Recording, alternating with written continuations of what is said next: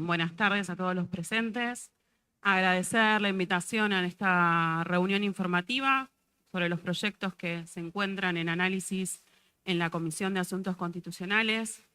Para nosotros, dentro del partido, nos dio una posibilidad de reflexionar sobre cuál es la importancia de tener este código electoral y todo el marco normativo que nos habilita y nos permite la participación política. Sí, nos tomamos el trabajo de analizar los tres proyectos, ir viendo este análisis comparado que ya varios de los expositores a lo largo de estos últimos meses también lo han señalado. Hemos visto el Código Electoral de la provincia de Córdoba, de Santa Fe, de Ciudad Autónoma de Buenos Aires, de provincia de Buenos Aires, siempre viendo de qué manera nosotros poder aportar en este marco propicio de poder garantizar la participación ciudadana. Y en este sentido vamos a empezar con unos aportes que tienen que ver en el orden que fueron presentados los proyectos y tienen que ver con la nueva ley orgánica del Tribunal Electoral. Nosotros creemos que la creación de la Secretaría Electoral Permanente es muy atinada en función de establecer una institución que esté de forma permanente y nos pueda garantizar a todos los ciudadanos y a todas las ciudadanas la posibilidad de ir monitoreando, ir regularizando, buscando información en el caso que nosotros lo necesitamos. En función de esto, lo que sí nosotros observamos y proponemos también en función del artículo 14, que tiene que ver con los requisitos al cargo para la Secretaría Electoral, nosotros proponemos que sea un profesional con título universitario y no solamente quede reducido en función o limitado, si se quiere, en función de un profesional de la abogacía, habilitando también la idoneidad, la capacitación y la formación de quizá de otros profesionales de otras áreas. Y hacemos el aporte con la sugerencia de cómo podría quedar redactado ese artículo. Y siguiendo en orden el artículo 15, que tiene que ver con el procedimiento de designación, que también otros expositores y expositoras lo mencionamos, y creemos que en este marco que se viene repitiendo y que estamos todos convencidos de garantizar transparencia, garantizar igualdad de condiciones a la hora de participar, creemos que el procedimiento de designación debiera ser, ¿sí?, con un concurso público de oposición y antecedentes, en donde nos habilite esa posibilidad de que cualquier profesional pueda presentarse cumpliendo con ciertos requisitos. Y también en la propuesta que nosotros le vamos a elevar a la comisión está cómo quedaría redactado esa propuesta. Luego, continuando con el proyecto 153, que tiene que ver con la ley orgánica de partidos políticos, que sistematiza todas las leyes que nosotros teníamos de forma separada, que las unifica en el documento, encontramos en el artículo 4, que también hoy fue mencionado por el viceintendente de Puerto Madryn, pero en otras reuniones informativas también, especificar que los partidos políticos, ¿sí?, son agrupaciones de personalidad jurídica política, pero que además son personas de derecho público no estatales, ¿sí? Reconocer, porque en la norma anterior y en esta propuesta de proyecto de ley aparece como personas de derecho privado.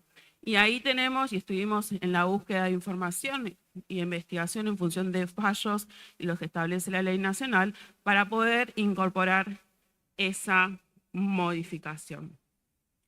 Continuando con el orden de los artículos, y esto tiene que ver más que con cuestiones de términos o de conceptos, en el artículo 14, 15 y 69 del proyecto de ley se habla de comisiones de fomento, ahí debiera decir comunas rurales, adecuada a nuestra contextualización territorial.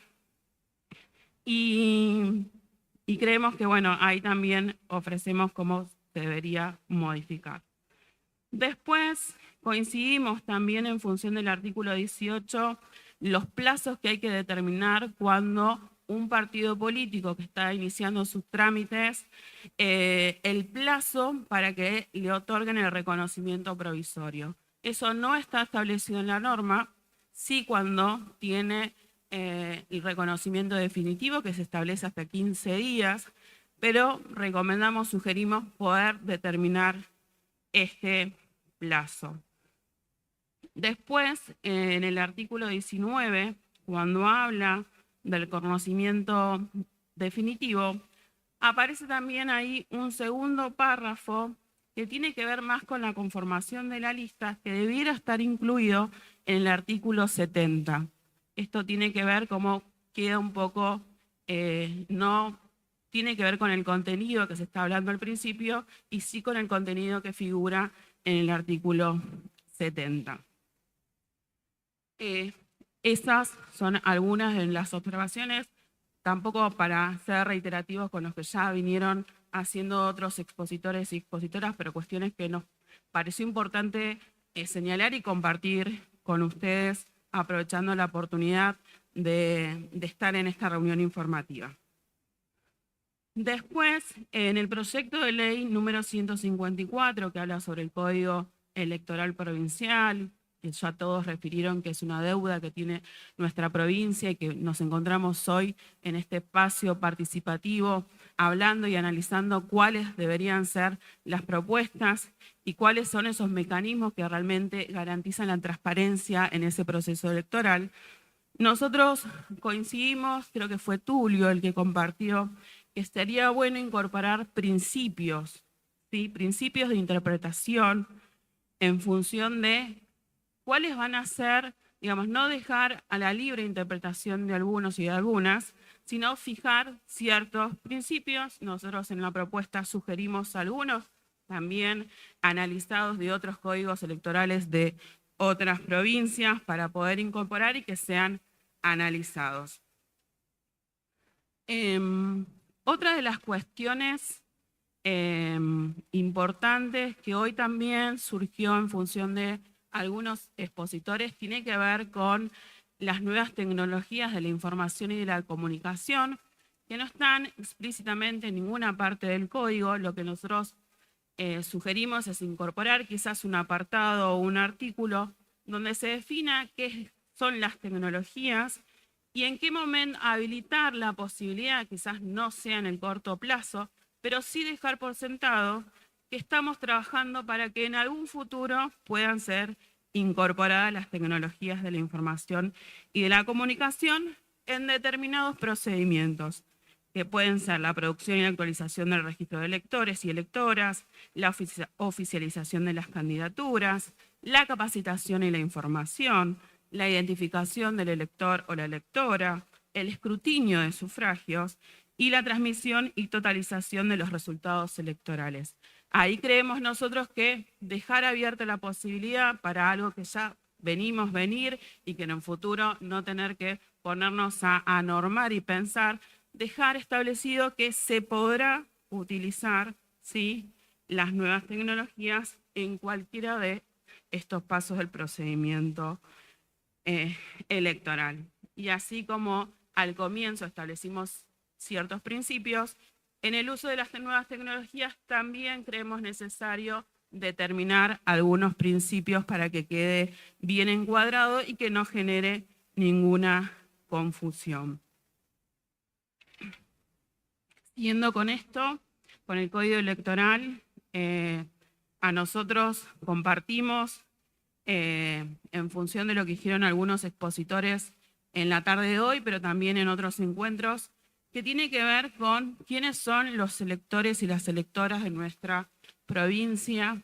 Y creo que si nos encontramos en este espacio debatiendo cuáles van a ser las reglas de juego del proceso electoral, nosotras, los chubutenses, deberíamos pensar en incorporar a los extranjeros, ¿sí?, en este proceso electoral, como lo tenemos en la manda constitucional, en nuestra constitución provincial, y como también lo tienen los códigos electorales que hemos venido analizando. Por ejemplo, el de Córdoba lo tiene también, a los extranjeros como electores. Se establecen ciertos requisitos, ciertos mecanismos. Hay un registro de extranjeros y se trabaja con la Secretaría Electoral. Y me parece a mí que es el momento, ¿sí? Y nosotros que hablamos de participación ciudadana, de transparencia, de generar los espacios democráticos e de igualdad, creo que los extranjeros, como lo establece nuestra Ley Nacional 25871, tienen el derecho de ejercer los derechos políticos para poder ejercer su ciudadanía plena. Y si entendemos que todos y todas los ciudadanos tienen que poder ejercer el voto, deberíamos sentarnos a pensar o a debatir cómo debiera ser esa incorporación, ya que tenemos en varios municipios de la provincia el padrón de electores y electoras extranjeros. También en nuestra propuesta incorporamos algunos artículos que tienen que ver con cuáles son los requisitos, cómo tiene que ser la difusión, cómo se crea ese registro. Nos pareció muy interesante el plan que tiene la Ciudad Autónoma de Buenos Aires y el trabajo que viene realizando para garantizar los derechos de los extranjeros, cómo también vienen articulando a la hora de hacer la difusión y también establecen cuáles son los mecanismos para excluir esos extranjeros en el caso de que en algún momento obtengan su naturalización. Así que esto nos parece muy importante poder pensarlo, debatirlo. Creo que estamos en un momento histórico para la provincia de nuestro código electoral y me parece que es una deuda que tenemos pendiente. Después, en el artículo 14, el título es Funciones de los electores. Creemos que ahí el título no es el correcto, porque hace referencia a las autoridades de mesa y al delegado electoral, el contenido de ese artículo. Así que habría que incorporar el contenido que figura en el artículo 14 en el artículo 70 en alguno de sus incisos. Continuando, como ya lo han manifestado la mayoría de los expositores, nosotros estamos de acuerdo y vemos con muy buen agrado la utilización de la boleta única de sufragio. ¿Sí? Estuvimos viendo las experiencias de otras provincias, tratando también de pensar cómo debería ser ese procedimiento de capacitación y de formación y de difusión de los nuevos electores y electoras en función de una nueva forma de ejercer el voto. Y ahí nosotros estuvimos comparando y el modelo de la boleta de Mendoza pareciera ser, digamos, como la más adecuada en función del diseño. Y en esto también coincide con varias de las expositoras de la tarde y expositores de otros encuentros. Tendríamos que convocar a diseñadores o especialistas en marketing o en diseño para que nos puedan plantear cuál sería el formato mejor y que no genere confusiones a los electores. Sabemos que la boleta única de sufragio garantiza la participación ciudadana, genera calidad institucional. Estamos de acuerdo en que es una forma de avanzar en función y garantizar la transparencia en el proceso electoral. Luego, en el artículo 21, cuando habla sobre los requisitos que se deben tener en cuenta en el diseño de la boleta única de sufragio, ahí también estuvimos al principio debatiendo y coincidimos con algunos de los expositores. Para nosotros no debe estar la opción de voto en blanco en el diseño de la boleta, porque el voto en blanco ya es una manifestación del elector. Por lo tanto, hacer que complete una grilla en función, un casillero, de un voto que él no quiere emitir o no quiere exponer, me parece que no correspondería y generaría más confusión. Coincidimos con algo que también ya vienen hablando sobre las fechas de las elecciones, qué sucede o cómo deberíamos actuar en situaciones de simultaneidad. Creo que eso es importante que quede claro en la norma, que a veces se especula políticamente en función si nos adelantamos de las nacionales, si conviene hacerlas después de las nacionales, digamos, tiene que estar claro, esta es la oportunidad, me parece, de poder fijar esta cuestión. Después, en el artículo 87, y se ha hablado muchísimo en función de la presentación de estas propuestas, de estos proyectos de ley, sobre la perspectiva de género, sobre la igualdad y sobre la accesibilidad. Y acá encontramos un término que debería ser cambiado, que tiene que ver con el orden de emisión del sufragio, ¿sí? Si nosotros tenemos en cuenta las perspectivas de género y diversidades, deberíamos reemplazar el concepto de mujeres embarazadas por personas gestantes, ¿sí? Entendiendo que existen personas gestantes que no solamente son las mujeres, de acuerdo a todo lo que se viene trabajando en este plexo normativo de diversidad de género en cuestión. Con respecto al artículo 103, que tiene que ver con la clasificación del voto, y esto está relacionado con lo del casillero, insistimos en que hay que extraer la segunda parte que refiere al casillero del voto en blanco, si se resuelve, si la comisión resuelve, si los diputados resuelven en su análisis sacar, digamos, el casillero del voto en blanco. Otra cuestión que estuvimos analizando y que tiene que ver con la experiencia de haber sido fiscales de mesa en muchas elecciones, ¿qué es lo que pasa con las boletas que no se utilizan? ¿Sí? En el proyecto de ley dicen que se colocan en la urna. Nosotros consideramos que no debiera ser así, que las boletas que no se utilizan hay que sacarlas en la urna y que tiene que ver claro cuál fue el resultado de esa urna en el caso de que en el escrutinio definitivo hubiese que abrirla, ¿sí? Entonces, ahí también me parece que eso lo tenemos que, o lo tienen que poder analizar. Que viene también en relación con el tema del artículo 108, que habla sobre un sobre especial para las boletas únicas que no hayan sido utilizadas y que debieran colocarse en la urna.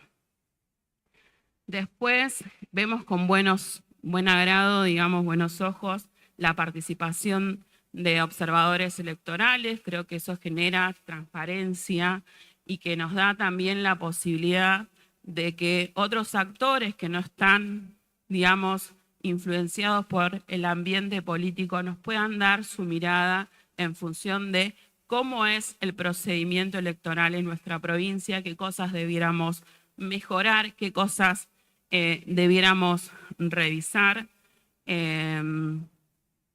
Creo que eso también nos da un marco más de transparencia.